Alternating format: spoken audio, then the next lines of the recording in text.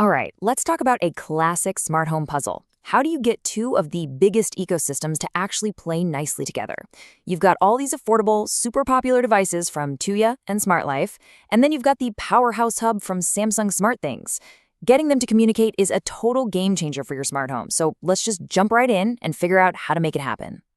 And this quote, it just hits the nail on the head, doesn't it? It perfectly captures that moment of frustration we've all felt. You have this really simple, clever idea, like a little light to tell you if the garage door is open, but you immediately run into this invisible wall because your devices just won't talk to each other. It's a story many of us know all too well. So this is really what it all boils down to. You've got these fantastic, budget-friendly Tuya devices, but you're craving the powerful automations and centralized control you can only get with a hub like Samsung SmartThings. The end goal is simple: one unified, seamless smart home. But getting there? Well, that path isn't always so clear. Okay, so let's start with the most obvious method, right? This is the one pretty much everyone tries first, the official built-in way to connect the Tuya cloud directly to the SmartThings cloud.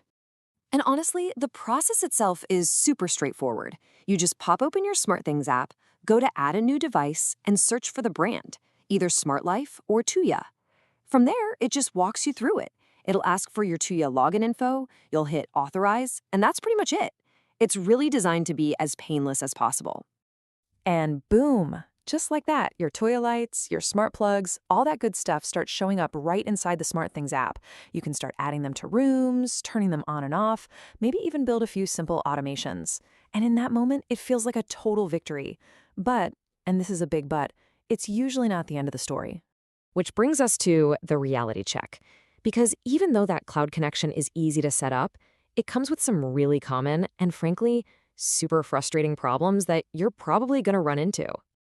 Yeah, this slide pretty much sums up all the headaches people talk about in the forums. You'll sync your accounts and find out that your brand new air purifier or that cool multi-button switch just isn't there. It's not supported. And even for the simple devices that do show up, they can act kind of flaky.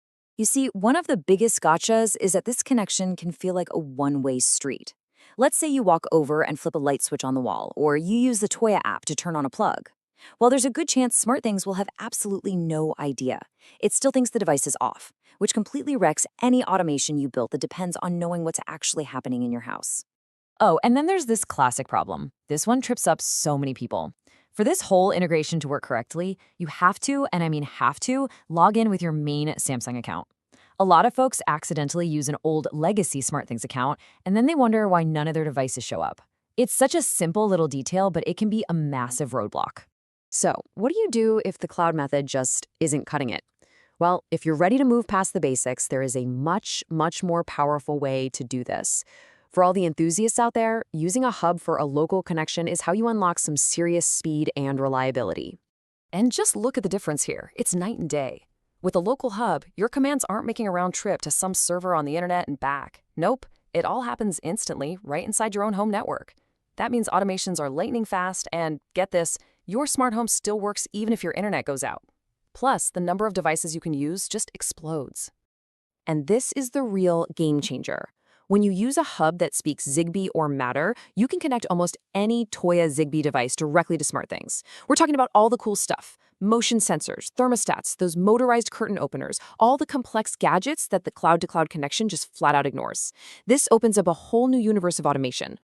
Now, to really get why things are the way they are, we kind of need to zoom out for a second. It's super important to understand that SmartThings itself is right in the middle of a massive change. It's a platform in transition, and that's why a lot of the old tutorials you find online are just wrong now. So the magic behind all this awesome local control is a technology called edge drivers. The simplest way to think about them is like little apps that run directly on your physical SmartThings hub. Everything happens locally in your house instead of up in the cloud. This is the engine that's powering this faster, more reliable future for SmartThings. And you don't have to take my word for it. As community experts like JD Roberts have been explaining, SmartThings is fundamentally rewriting its entire system.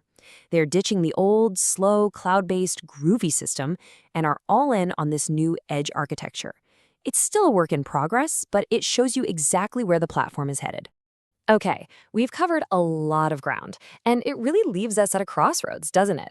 You now have all the info you need to make a really smart choice about how you want to connect these two worlds together. So you've got two clear paths. Path number one is the cloud connection. It's easy, it's free, and it's a perfectly fine place to start if you just have a few simple plugs or lights. Then you've got path number two, the local hub. This one takes a bit more effort, and you'll need a hub, but your reward is top-tier speed, rock-solid reliability, and support for almost any Tuya Zigbee device you can find. And that really is the big question, isn't it? What's the right choice for your home? There's no wrong answer here. It all comes down to what you want to achieve. Are you looking for the quick and easy simplicity of the cloud? Or are you ready to invest a little more to unlock the incredible local power for your smart home? The choice is all yours.